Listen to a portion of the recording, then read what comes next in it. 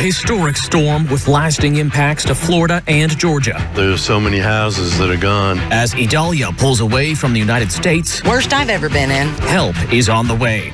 There has been significant damage, particularly along Florida's Big Bend. From the Big Bend to South Georgia, we're showing you how neighbors are banding together. People here is like family. How neighborhoods are recovering from Hurricane Idalia. Now on ABC 27 News at 6.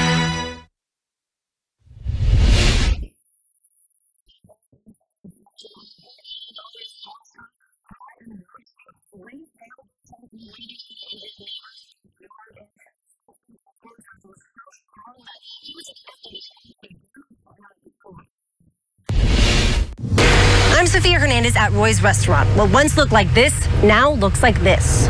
Nothing you could do. This is Linda Wicker's Pride and Joy. My mind is still spinning a little bit, trying to get things, you know how fast we can get things here and get them done. Hurricane Idalia bringing in water to heights they've never seen. Right below that is the watermark, so that's how high the water came in here. This staple since the 60s just has remnants of what it once was. This coffee pot from a kitchen that they can't even walk into, and this calculator from an office that no longer exists. It's sad that it's going to be a few months without it, but we'll be back. We'll be back. Furniture has been cleared out, the floor still covered in mud. It's a sight that's heartbreaking. I love this place. Thank you. So sad. It will take time and money. This is as bad as it's been. But Linda promises this isn't the end for Roy's. When you see this, And what do you do? picture of what? Isn't that beautiful? Makes me happy. And it'll be like that again, except better. Linda says that there have been many community organizations and faith-based organizations that have come out to provide food, water, and a helping hand. And she says she's grateful for all who have shown up. I'm Sophia Hernandez at Roy's Restaurant. What once looked like this now looks like this. Nothing you could do. This is Linda Wicker's Pride and Joy. My mind is still spinning a little bit, trying to get things, you know how fast we can get things here and get them done. Hurricane Idalia bringing in water to heights they've never seen. Right below that is the watermark, so that's how high the water came in here.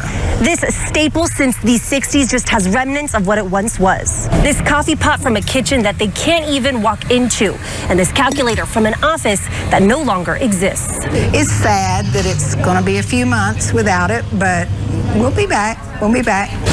Furniture has been cleared out, the floor still covered in mud. It's a sight that's heartbreaking. I love this place. Thank you. So sad. It will take time and money. This is as bad as it's been. But Linda promises this isn't the end for Roy's. When you see this, And what do you do? picture of what? Isn't that beautiful? Makes me happy. And it'll be like that again, except better.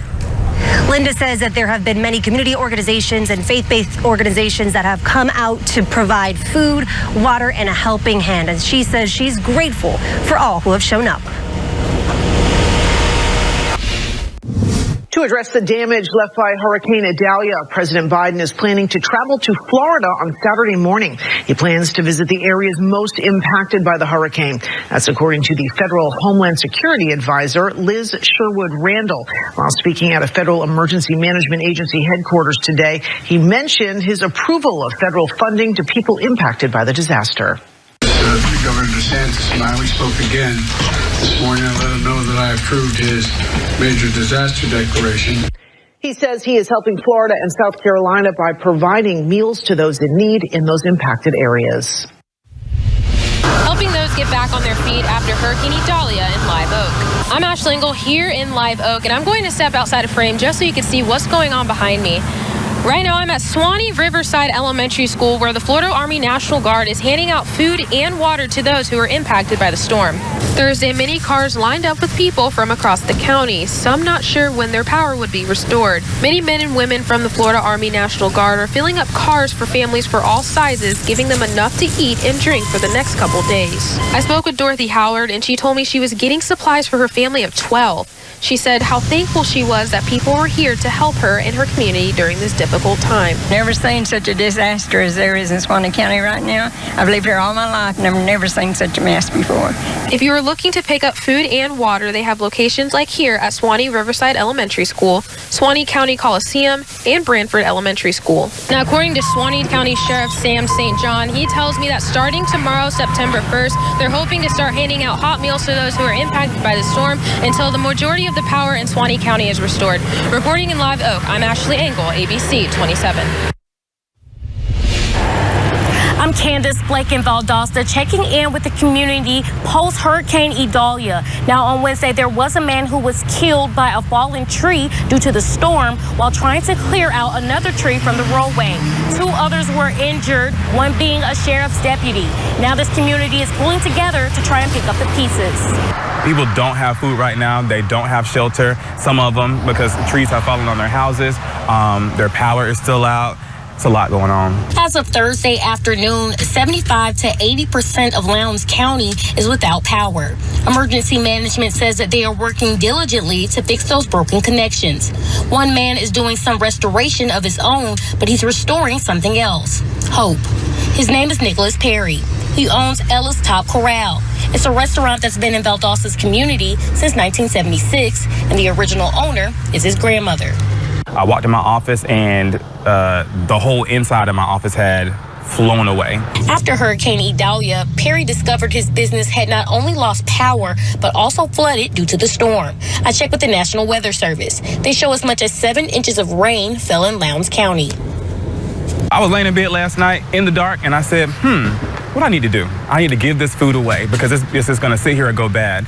Perry told me he decided instead of letting the food go to waste, he'd give away his inventory for free, going on to give out 500 burgers and 200 hot dogs. Brown says that this is a small way of helping his community. Instead of thinking negatively about this, but thinking positive, to say it's just one day at a time. Brown tells me that he plans to host another food giveaway sometime next week. In Valdosta, I'm Candace Blake, ABC 27. Red Cross volunteers from across the country are in Leon County, ready to be deployed to neighboring counties impacted by Idalia. Many left today. Crews will arrive with trucks filled with 141 boxes of meals. That's enough food to feed a family of 4 for 5 days. This is an opportunity to give back to these who are suffering and who have suffered, and this is payback for Hurricane Michael for those who came down and volunteered and assisted us during that time. Red Cross officials say they will continue to deploy crews for as long as...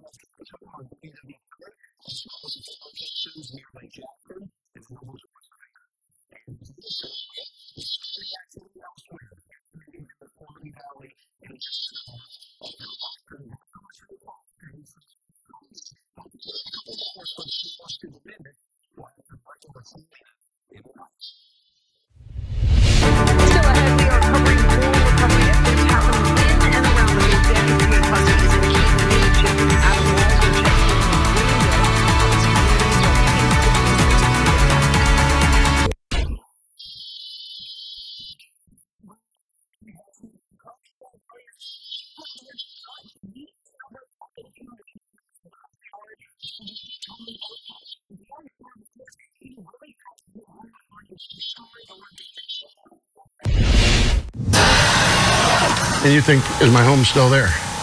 Still here. Lee Doucette is cleaning up the inches of mud left behind by Hurricane Idalia's storm surge. Next on his list, I'm going to go over there because he's only got 2 people over there right now. he's going to help Tommy Keeler, one of his 6 neighbors on his street. Everybody helps everybody.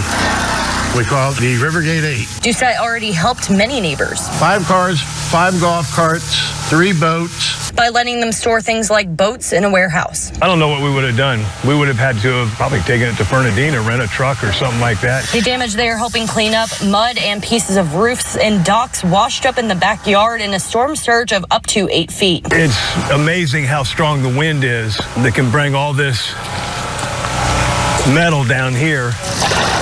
Doucette says the washed up debris is nothing compared to what could have happened. I look at the bright side. We have a home. And we're alive. So it's good. Not only is Doucette helping his neighbors, he is also having people like his friend Leslie come and help. And Leslie said, no, I brought an army. Let's go. But you know what I rely on? His friends. I don't rely on them. They come.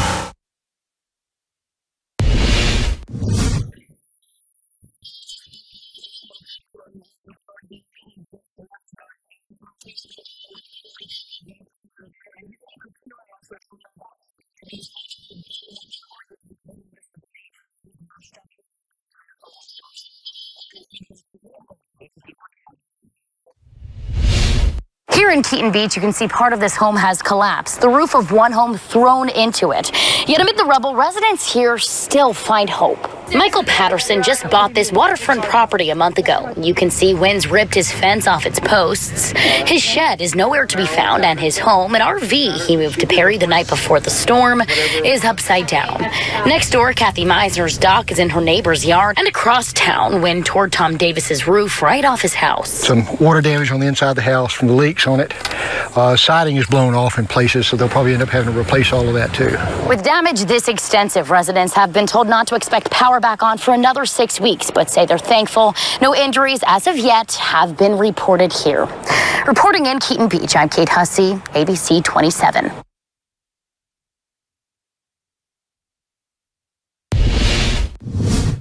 I'm Adam Walser in the small town of Madison. That's here in Madison County, and it only has about 800 residents. But so far, this restaurant, O'Neill's Country Buffet, has served nearly half the town. Now, they suffered damage when Hurricane Idalia came through. This awning that was right here came off. Part of it's in the parking lot. Part of it's over across the street. Now, some of the employees are cleaning up the damage, while others are in there cooking. They do have a generator that's operating their cooler for a short period of time, but they know that that food will be lost eventually, so they're cooking it up and serving the community. I think they're pretty glad to have a hot meal, and a lot of them are just trying to stay busy and get outside. So, Yeah, and lights are still out all over town. lights are out all over town. There's no power, I believe, in Madison yet. We've seen a bunch of electrical linemen here in town, but so far power has not been restored to these many businesses here in Madison. The folks here say they will stay open and continue to serve people as long as the food lasts and as long as they are able to, and they hope to have that power restored in the near future. Reporting from ABC 27, I'm Adam Walser. Key businesses came back onto the island today to see what was lost and to figure out how to get back to work. Like many of Florida's coastal communities, the town of about 700 relies on tourism dollars to stay afloat. Many buildings were battered by winds and water, leaving them coated with nearly an inch of mud inside. Some shop owners predict they'll be down for a month or more. Others tell us they're committed to coming back better than before. Your choices are, to crumble and fold, or you pull yourself up by your bootstraps and take it head on and clean everything up and start over. Some businesses like the Onyx and Iris Art Shop tell us they'll try to sustain themselves online until they reopen. Meanwhile, state and federal officials have promised to provide aid programs to businesses struggling to recover.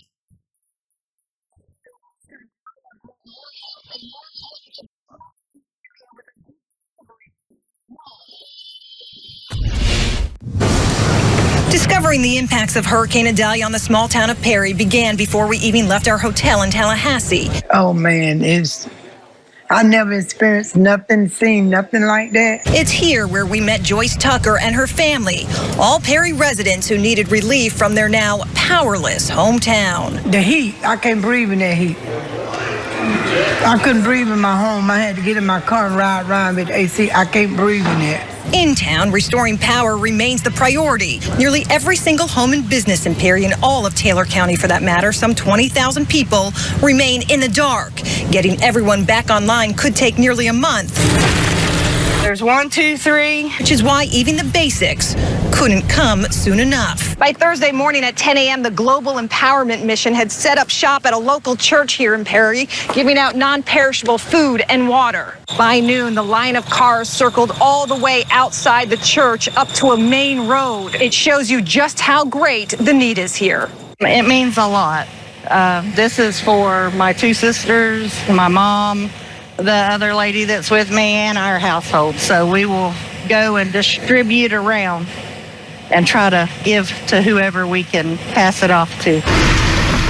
Across town, downed trees and dangling lines are common obstacles, while damaged roofs are getting their all too common in Florida scarlet blues. You know, my heart goes out to everybody that's been impacted by this. On Thursday, Senator Rick Scott made a visit, promising help to a community that needs it. Steel pipes. Yeah. We're in the ground.